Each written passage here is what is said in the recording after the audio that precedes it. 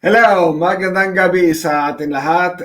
Good evening, Pilipinas. Greetings here from Germany. And today, mayroon ulit tayong usapang walang plastikan.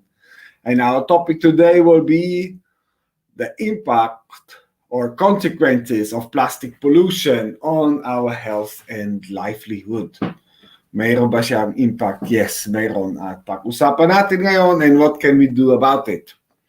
Now, plastic pollution is a big problem and it's going to increase because we are going to use more plastic and we become more people. And so you really have to think about it. What is it doing to our lives and what can we do about it? And especially in poor countries, we realize people are facing the consequences of plastic pollution and especially the impact on health and livelihood. There was a study a few years done by a group called Tear Fund, and it's called No Time to Waste, and it gives good insights. And I will share from this study today how health and livelihoods are impacted by plastic pollution. Actually, the shocking news is that about 400,000 to 1 million people die annually as a consequence of sicknesses that they occur from plastic pollution or not collected waste, and about 30 diseases can be attributed to living in conditions where plastic or where waste is polluting the environment. So how is it happening? Ano ang nangyari? So here are a few things that we need to think about. So one problem is that plastic pollution is causing flooding by plugging the drainages and waterways. We all know the saying, basura itinapon mo ay babalik sa'yo. And that is really happening. In Ghana, there was one community flooded because of plastic pollution. And then there was an outbreak of cholera and 100 people died. Imagine more. That is so really sad. Actually, they say in urban poor communities about 56% of the flooding is caused because the water cannot flow off because of plastic pollution in the drainages, in the esteros, in the waterways. And so it creates a big problem that plastic is in the environment where it should not be. So we could really reduce yung mga baha natin if we would manage our waste properly. That's a big insight. We could actually reduce it by 50%. So that's really crazy, isn't it? And another issue is this: in the plastic, there are insects breeding that cause disease because, like the cups, they fill with water in rainy season, and there the mosquitoes are breeding who bring dengue. And also the cockroaches are there, mga ipis, who also bring different disease. And there are also, because sometimes in the basura, in the plastic, there are still mga laman pa, mga basurang pakain, and there the rats are also eating that and they are living there, and that can cause again leptospirosis. So we see that is a big problem because the plastic is mixing with other waste and other dirt, and water is being contained there, and the insects and other creatures that bring diseases, they are breeding there. And so if you want to reduce dengue, they say you need to remove the breeding ground of the mosquitoes. And so that would be stagnant waters. So that would be there where the plastic is lying around and the water is stagnant. So if you remove that, then also the dengue numbers can go down. So that's a very, very big factor if you think about it. Another problem is especially diarrheal disease, mga LBM. Because what happened is, kung may pile ng basura and the kids played there and they touch the basura with their hands, and there are mga microbia, mga germs that are attached to that waste, and then they put it in their mouths, or they eat without washing their hands, and then they get infected, magkaroon sila ng LBM. And so that is also a big problem that we need to think about. So there are already three: floods, breeding ground for insects, then mga LBM, diarrhea, and then another problem is the open pit burning, which causes air pollution. Because when you burn plastic waste openly without any filters and so on, there are lots of toxins that are being emitted into the air, which would be like a dioxin or quicksilver or stuff like that. And so they found out in places where there is poor management, poor waste management, people just burn the basura next to the houses. Kids have 6 times more higher incidence of respiratory tract infections.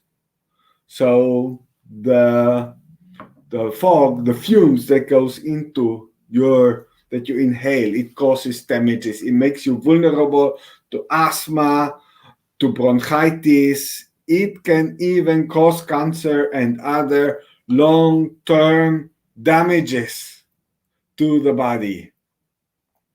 So burning waste openly is absolutely a no-go. It should not happen, but often if there is no collection, what will people do? They just burn it, So that's really very harmful. Another issue, and it's not isolated, even though we think it's not often happening, but it's happening quite frequently. What I want to remind us is what happened in the year 2000 in Payatas. Actually, I was in the Philippines in that time, and even a friend of mine who lived in Payatas, he was there. He was pulling people out of the mountain of basura, because what happened was this: when the Payatas dump site was still operating, there were gases building underneath the dump site because all the basura was there mixed together, and it exploded, and then the dump site had a landslide, and it went on a number of houses of the people who lived there, and 220 people died in that incident. That would not have happened if there would have been proper waste management, right? And this is not happening in the Philippines. It happened in Ghana. It happened in Chile. It happened in other countries. Again and again, people are being harmed or killed by landslides of mountains of waste that should not be there. So these are very important things to think about when we think about plastic.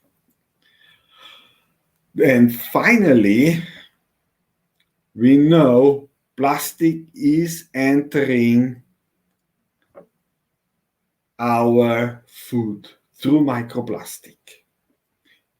Microplastic is actually everywhere. We talked about it already 2 weeks for last month.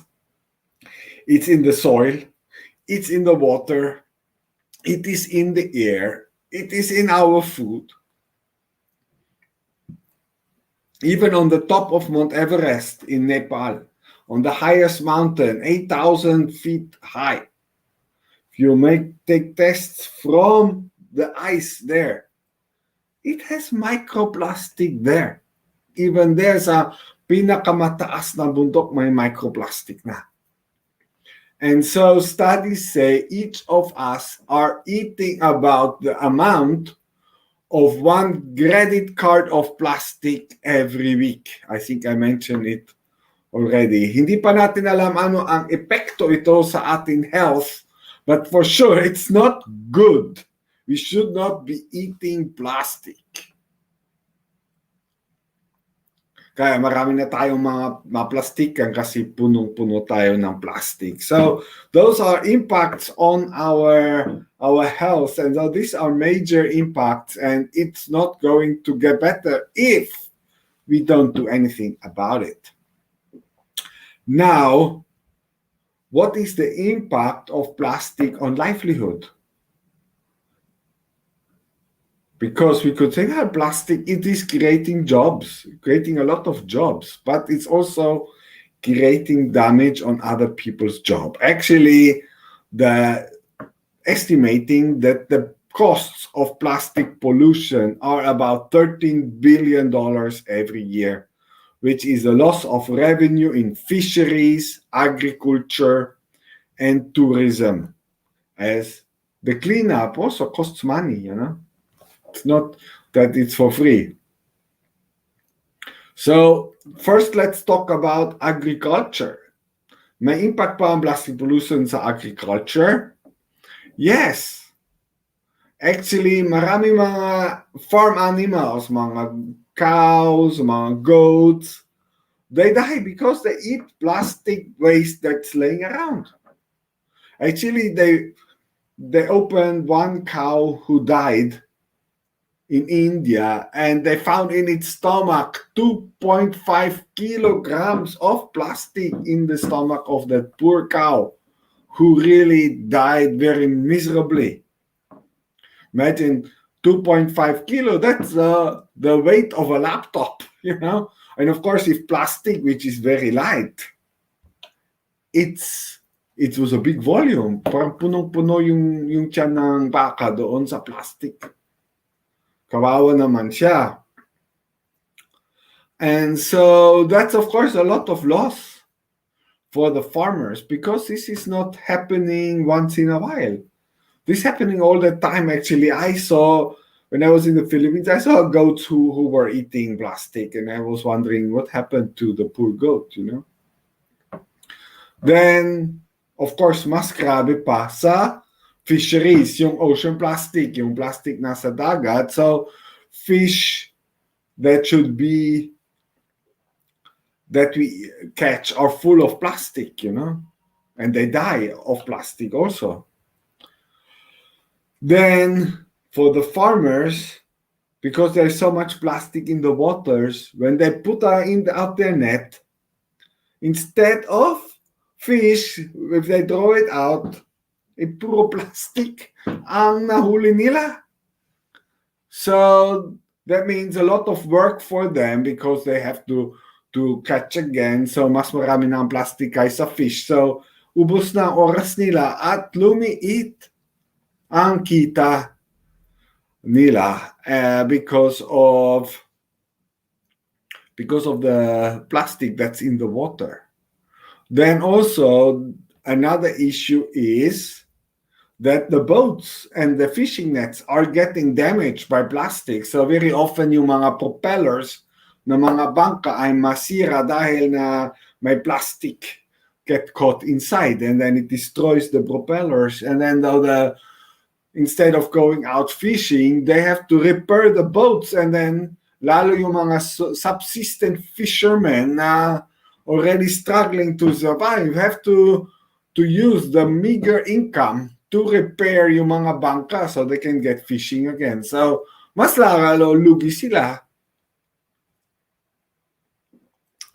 And another issue is the breeding ground of the fish, like the mangrove forests, especially owning the mangroves who have these wide roots, you know, the plastic easily get entangled there, and then mud gets caught there. So the whole mangrove forest becomes like a basurahan, even there is nobody throwing it there, but it gets just caught there, entangled there.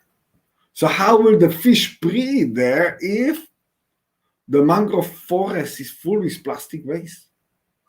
wala na silang space to breathe. So the fish population is declining. So of course we can say overfishing is a big issue. Are there other pollutants in the water, not only plastic, that harm the fish? But that are issues we need to see. And if there would be no plastic in the water, it would be a much better and much easier for the fishermen to earn their money. And finally, we also need to look into tourism. Of course, right now, tourism is not really such an issue because of COVID.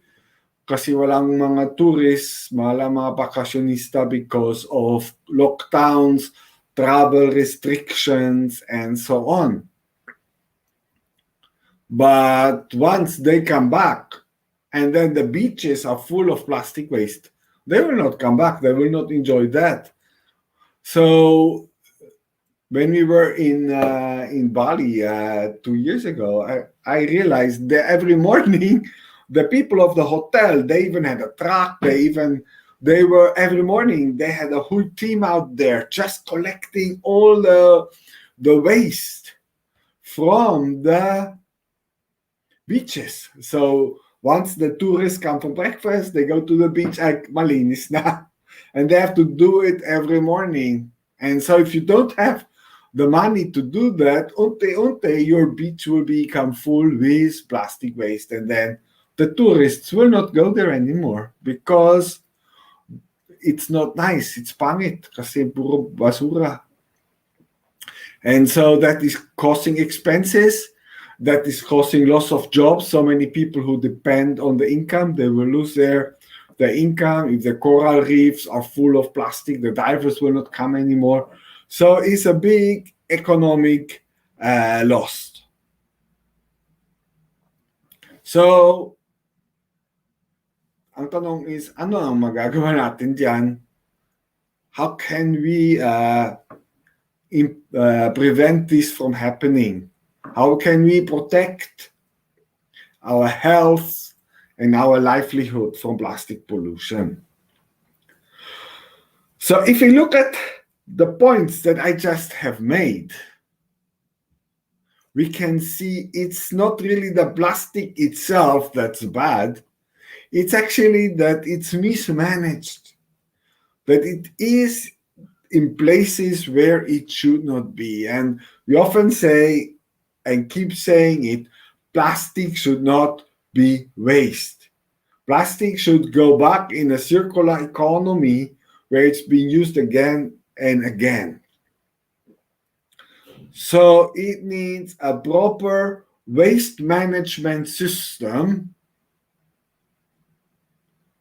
where the biodegradable waste is being composted or the recyclable waste is being recycled. And that would be already 80% of the waste would be already taken care of. And then the residual waste, they're also, that is the one that would go to landfill or would be otherwise being used. So having a proper waste management system in place is crucial. So all the waste is being collected, nothing is being thrown away. Then, of course, it also is the responsibility of each and every one of us. Ang bawat isa sa atin may responsibilidad to take care of our waste. Yung candy wrapper na tinapon mo, it could kill a bird. If the bird eats it, it could die on it. Kasi may konting asukal ba dyan? Akala niya pakain. So, never ever throw anything away because there is no away. It's just somewhere else and it's causing harm. So each of everyone has to be a responsible consumer, a steward of the waste that we create to ensure it's being either composted or recycled or properly disposed. So those are important issues. Another issue is, of course, we need to reduce the volume of plastic that we are using. We need to have plastic packaging or plastic material that's fully recyclable. There should not be anything that's not recyclable. And then, especially in poor communities, or we should ensure plastic is so valuable that people won't throw it away. Like what Plastic Bank is doing, paying premium prices on plastic that's being collected. So people see, oh, this plastic is not basura. I can bring it somewhere where it's being recycled, and I also will benefit from doing the right thing. Collecting the plastic, bringing it to the collection point. And through this, we can really minimize the harmful impacts of plastic pollution on our health and on our livelihood. So it is the government, the industry, and also each one of us who is being able to make a contribution on this very issue to stop plastic pollution, to create a circular economy, and in that way we create a regenerative society, which means instead of taking out of society and not giving back, we are starting to give back. We are starting to rebuild everything that has been harmed. And I think that's our calling as Christians. That is part of our faith, to rebuild what has been destroyed, which it says in the book of Isaiah, that we are called to rebuild the broken cities, to restore what has been destroyed. And I think that is following Jesus, that is living out the gospel call to do that. And in that way, we are also a testimony to everybody to do what's right. So this week we are a little bit shorter. I'm done for talking about protecting our health, protecting our livelihoods from plastic pollution, restoring our world, being good stewards of creation. And next week, I think, is getting done. Years from getting it done is again talking to us. In 2 weeks, Walang Plastikan will be on vacation, will not be there. We'll see you again in 4 weeks when we talk again Walang Plastikan. And till then, everybody, take care, stay healthy, and be a good steward of creation, because you can be the person that the world needs today to make a difference. And if all of us do that, we can make a big transformation happening. Maraming salamat po sa inyo lahat. Have a great weekend and God bless you. Bye!